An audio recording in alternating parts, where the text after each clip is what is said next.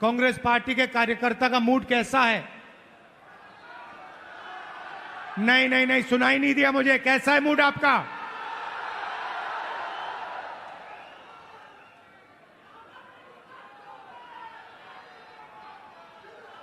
आप लोग जो हमारे जमीनी कार्यकर्ता हैं, जिनके खून में, डीएनए में कांग्रेस पार्टी है, जो हमारे बब्बर शेर हैं,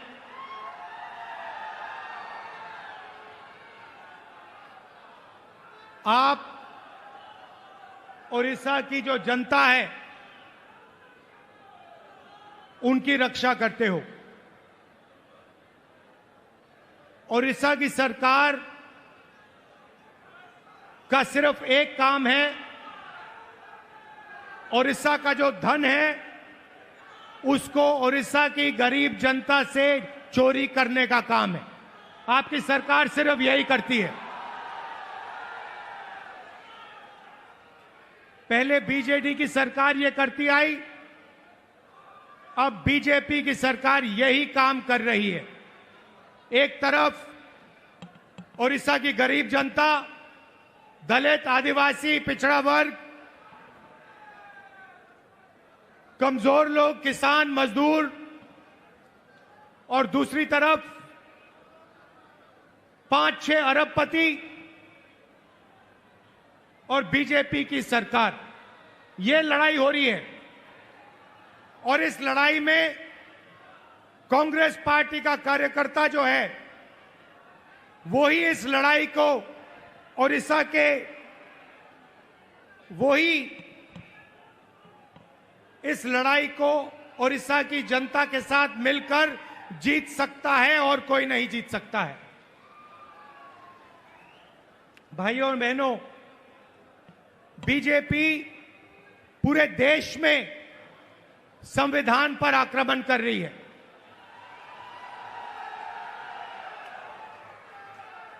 जहां भी हम देखते हैं संविधान पर बीजेपी के लोग आक्रमण कर रहे हैं। कल मैं बिहार में था और बिहार में जैसे महाराष्ट्र में चुनाव चोरी किया गया, वैसे ही बिहार में चुनाव चोरी करने की कोशिश की जा रही है। वैसे ही बिहार में चुनाव चोरी करने की कोशिश की जा रही है और चुनाव चोरी करने के लिए इलेक्शन कमीशन ने नई साजिश शुरू की है। इलेक्शन कमीशन बीजेपी का अंग का काम कर रहा है, अपना काम नहीं कर रहा है। महाराष्ट्र में लोकसभा और विधानसभा के बीच में 1 करोड़ नए वोटर आ गए। आज तक किसी को नहीं मालूम ये वोटर कौन थे और कहां से आए। हमने इलेक्शन कमीशन से एक बार नहीं, अनेक बार कहा है, आप हमें वोटर लिस्ट दीजिए, आप हमें वीडियोग्राफी दीजिए। इलेक्शन कमीशन नहीं देता है और जो चोरी महाराष्ट्र में हुई वही चोरी फिर से ये लोग बिहार में करने जा रहे हैं। कल मैं बिहार गया, इंडिया गठबंधन के नेताओं के साथ हमने कहा कि बिहार में हम इलेक्शन कमीशन को बिहार का चुनाव चोरी नहीं करने देंगे, बीजेपी को चुनाव नहीं चोरी करने देंगे। भाइयों और बहनों, ओडिशा इनका मॉडल है। यहां पे 5-6 बड़ी कंपनियों को ये आपका पूरा का पूरा धन दे रहे हैं। अभी मैं डेलीगेशन से मिला, किसान के डेलीगेशन से मिला, महिलाओं से मिला और उनकी आवाज सुनी, उनका दुख सुना, उनका दर्द सुना। भाइयों और बहनों, जल, जंगल और जमीन आदिवासियों की है। मैं फिर से दोहराना चाहता हूं, जल, जंगल और जमीन आदिवासियों की है और आदिवासियों की रहेगी।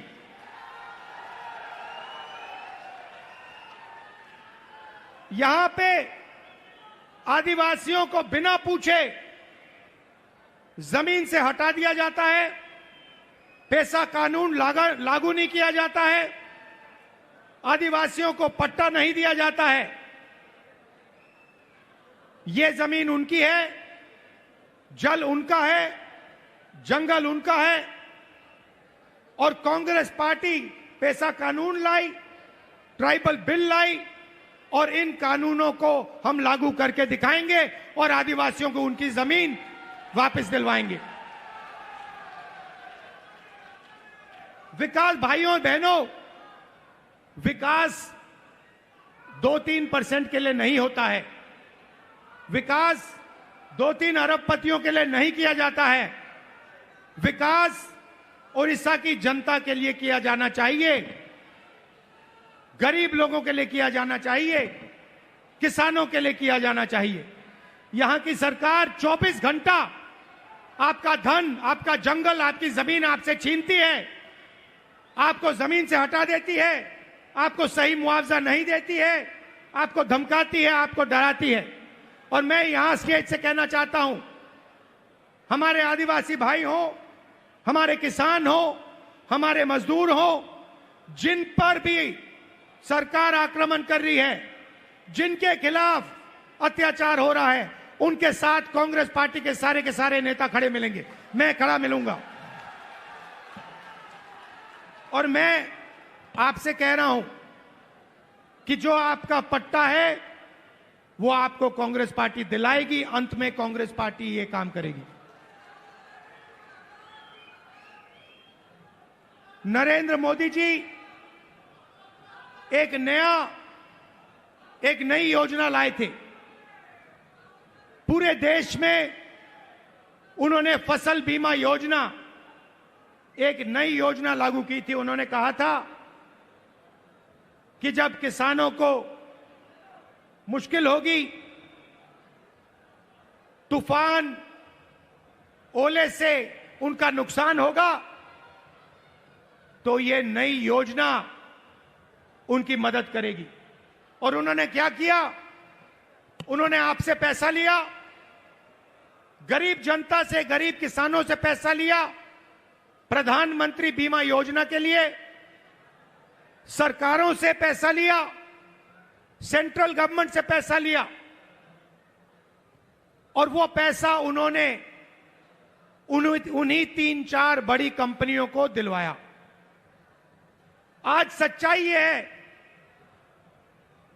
कि जब आंधी आती है, तूफान आता है, ओला गिरता है, किसान को मुआवजा नहीं मिलता।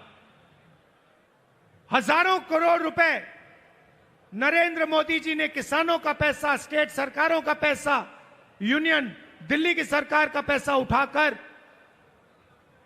इन कंपनियों को दिया। मगर ये कंपनियां जब आपका नुकसान होता है, आपका पैसा वापस आपको नहीं देती हैं। यह सच्चाई है। और उड़ीसा के किसी भी किसान से आप ये पूछ लीजिए, जहां भी यहां पे नुकसान होता है, आंधी आती है, तूफान आती है, आप जाके पूछिए, किसान से पूछिए, क्या आपको बीमा योजना का पैसा मिला? और एक आवाज से उड़ीसा के सारे किसान आपको जवाब देंगे कि हमें पैसा नहीं मिला, हमारा पैसा चोरी किया गया, हमारा पैसा बीमा योजना में हमें नहीं मिलता है। मैंने शुरुआत में कहा कि एक कॉन्स्टिट्यूशन के खिलाफ, संविधान के खिलाफ आक्रमण है। संविधान गरीबों की रक्षा करता है, संविधान किसानों की रक्षा करता है, मजदूरों की रक्षा करता है। संविधान में कहीं नहीं लिखा है कि यह देश अदानी का है, अंबानी का है, अरबपतियों का है। यह आप संविधान खोल के देखिए, इसमें लिखा है कि यह देश हर नागरिक का है, इसमें हर व्यक्ति को वोट, एक वोट मिलेगा। जमीन इस देश की है, गरीब जनता की है, किसानों की है, किसी एक अरबपति की नहीं है। मगर जहां भी हम देखते हैं, चाहे वो उड़ीसा हो, छत्तीसगढ़ हो, जहां भी हम देखते हैं, एक नाम दिखाई देता है, अदानी, अदानी, अदानी, अदानी।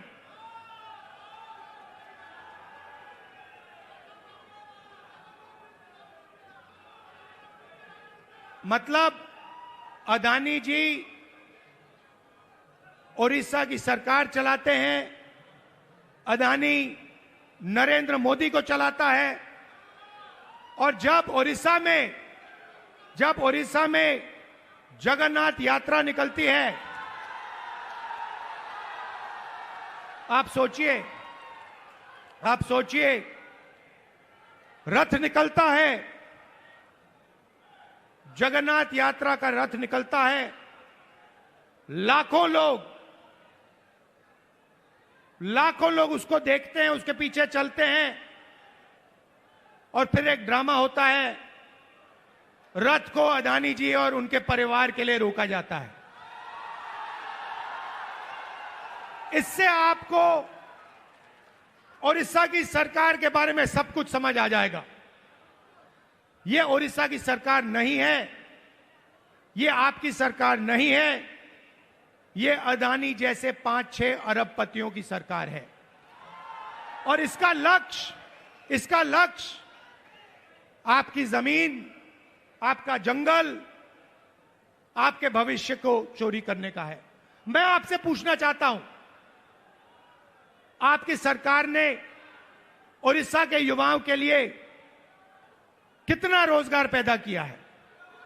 ये जो बड़ी बड़ी इंडस्ट्रीज आती हैं, बड़ी बड़ी जो कंपनियां आती हैं, आपकी जमीन ले जाती हैं,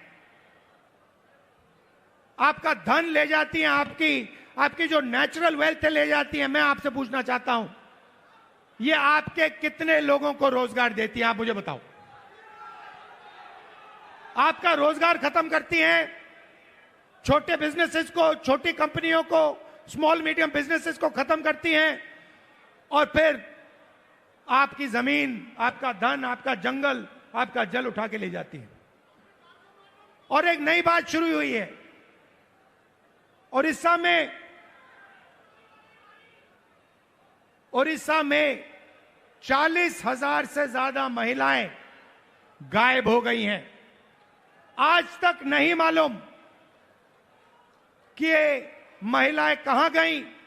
महिलाओं के खिलाफ हर रोज यहां अत्याचार होता है, रेप होता है, बलात्कार होता है। हर रोज उड़ीसा में 15 महिलाओं का बलात्कार होता है, और आपकी सरकार को कुछ लेना देना नहीं।